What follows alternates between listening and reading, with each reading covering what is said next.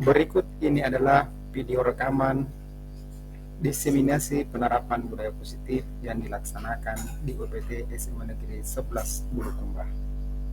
Assalamualaikum warahmatullahi wabarakatuh. Waalaikumsalam warahmatullahi wabarakatuh.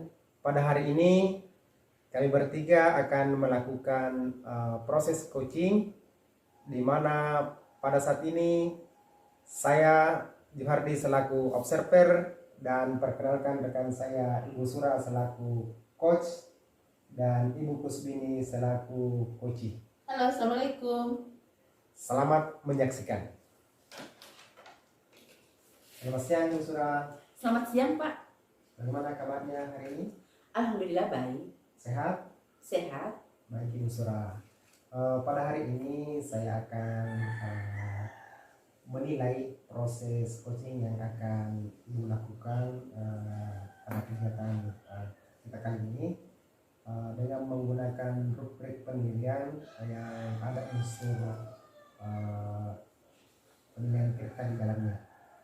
Nah, di dalam proses coaching ini kira-kira Ibu Sura akan mengembangkan kompetensi apa saja di dalam proses ini?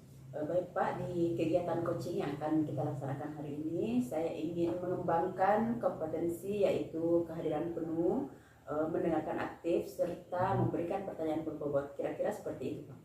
Baik Ibu Sura. Nah, dari ketiga kompetensi yang akan dikembangkan ini, kira-kira yang lebih spesifik yang akan Ibu terapkan yang mana?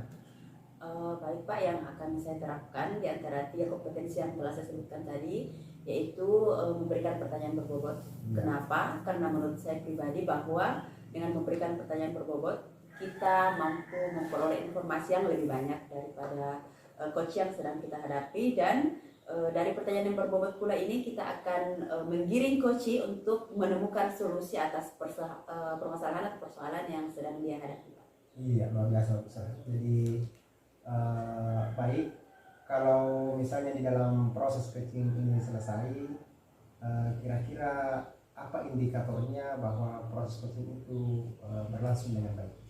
Baik Pak, indikator menurut saya sehingga dikatakan bahwa coaching ini tercapai indikator yang ingin tercapai, bahwa yang pertama, coaching mampu menemukan solusi atas persoalan atau permasalahan yang sedang dihadapi, dan kedua, coaching memiliki rencana aksi apa yang akan dia lakukan ke depan. Iya, baik Bu Sura. Saya kira hanya seperti itu batasan pertanyaan yang saya berikan sebagai pendahuluan. Mudah-mudahan di proses coaching ini benar-benar sudah bisa berlangsung dengan baik, dan silakan dilanjutkan Bu Sura. Baik, terima kasih Pak. Assalamualaikum Ibu. Waalaikumsalam Nak. Hei, bagaimana, sehat hari ini? Sehat ya Ibu. Oh iya, kalau sehat alhamdulillah. Oh iya, hari ini Ibu ingin ngobrol sama kamu. Kira-kira ada waktunya hari ini Nak untuk ngobrol dengan Ibu? Oh iya Bu, ada. Oh iya, sebenarnya Ibu ingin membicarakan sesuatu yang Ibu rasa mengganjal di dalam hati, karena selama beberapa hari ini Nak, Ibu perhatikan kamu lebih cenderung menyendiri dan tidak ceria di dalam kelas. Ada apa sebenarnya? Ya, sebenarnya saya juga mau ngobrol dengan teman-teman di kelas Ibu. Tetapi teman-teman itu kalau berkumpul dengan saya selalu mau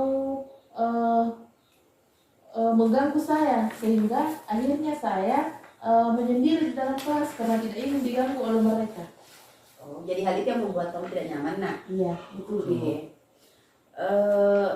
Coba ceritakan lebih detail lagi, kira-kira dari hal yang kamu sebutkan tadi, hal apa yang membuat kamu paling tidak nyaman saat berada di dalam kelas? Sebenarnya Ibu, kalau misalnya kita bekerja kelompok, teman-teman itu kalau bekerja mereka sering ngobrol dengan yang lainnya sehingga tidak fokus pada pekerjaan yang diberikan oleh Ibu. Sehingga saya memutuskan lebih baik bekerja sendiri, menyelesaikan tugas yang diberikan daripada bergabung dengan mereka, karena mereka cuma main HP dan biasanya mengganggu saya pada saat saya bekerja. Seperti itu. Tapi selama ini Nak, kamu sudah berusaha untuk mengupayakan hal-hal yang dapat kamu lakukan untuk dapat bekerja sama dengan temanmu, nak? Sebenarnya sudah, Bu, tetapi setiap kali saya bekerja sama, selalu ujung-ujungnya saya disuruh mengerjakan tugasnya mereka. Jadi kalau bisa disimpulkan, selama ini kalau di dalam kelas kamu sebenarnya ingin bekerja sama dalam kelompok, tapi terhalang karena teman-temanmu lebih seperti tugas kelompok ini lagi jadi lebih terberat ke kamu, nak, ya? Ya betul, Ibu. Baik. Sekarang kita sudah tahu masalahnya. Apa masih ada masalah lain yang terjadi di dalam kelas? Tidak ada, Ibu. Cuma itu, kalau misalnya pagi-pagi ada pekerjaan di rumah, pagi-pagi juga dia suruh mengerjakan, makanya saya lebih baik menghindar dari mereka, Ibu. Baik, nak. Nah, itu dia. Dari apa yang kamu sampaikan tadi, ada poin positif yang bisa kita ambil, karena ternyata teman-teman kamu itu, nak, menganggap kamu lebih pintar, sehingga mereka kadang menuntut kamu untuk menyelesaikan tugas kelompok yang harus kalian selesaikan. Iya, Bu. Saya bingung sebenarnya harus bagaimana dan apa yang akan saya lakukan di kelas. Oke, jangan bingung. Kira-kira dari beberapa hal yang sudah kamu jelaskan, hal apa kira-kira yang akan menjadi prioritas pertama kamu? Yang pertama saya akan lakukan, Ibu, saya akan meminta maaf kepada mereka atas sikap saya. Kemudian yang kedua, saya memahami ketidakmampuan mereka, dan saya bangga dipercaya oleh mereka untuk mengerjakan tugas-tugasnya, dan berusaha untuk tidak menyendiri lagi di kelas. Keren. Dari apa yang ingin kamu lakukan? Nah, Ibu sangat bangga sama kamu. Kira-kira apa ada hal lain yang ingin kamu wujudkan? Iya, Bu, saya berencana untuk membuat kelompok belajar, dan saya bersedia apabila diperlukan untuk membimbing mereka dalam belajar kelompok. Bagus sekali, nak. Apa yang akan kamu lakukan itu bentuk tutorial sebaya? Apa itu, Bu, tutorial sebaya?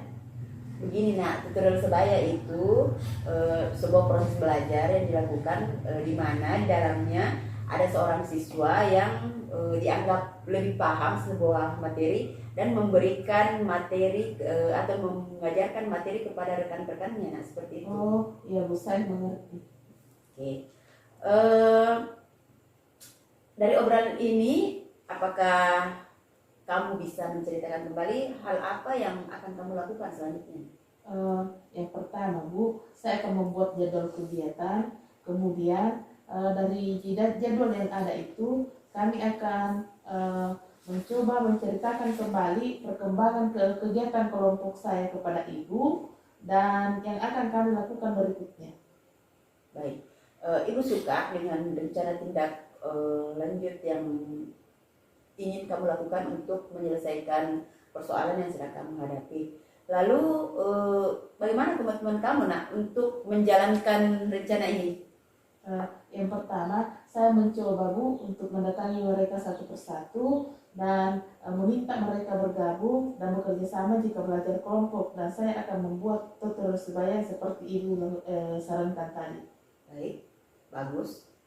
Kira-kira dalam menjalankan komitmen kamu ini, nak, siapa yang dapat kamu mintai pertolongan untuk mewujudkan komitmen kamu ini? Ada teman sekelas, Bu, namanya Susi, barangkali bisa membantu saya, dan mungkin Ibu juga bisa membantu kami dalam mewujudkan keinginan kami di kelas. Nah, ini baru hebat. Saya yakin kamu pasti bisa menjalankan rencana aksi yang sudah kamu cita-citakan. Baik, nak, selamat menyelesaikan komitmen kamu, selamat melaksanakan rencana aksi kamu. Semoga apa yang kamu rencanakan dapat terwujud, ya. Iya, Bu, terima kasih atas masukannya, dan mudah-mudahan bisa berhasil, Ibu. Amin. Baik, kita akan ketemu di pertemuan selanjutnya. Jika dalam rencana aksi yang kamu lakukan kamu menemui kendala, silakan hubungi Ibu, ya, nak, ya. Iya, Bu. Baik, sampai di sini. Assalamualaikum warahmatullahi wabarakatuh. Waalaikumsalam warahmatullahi wabarakatuh. Terima kasih.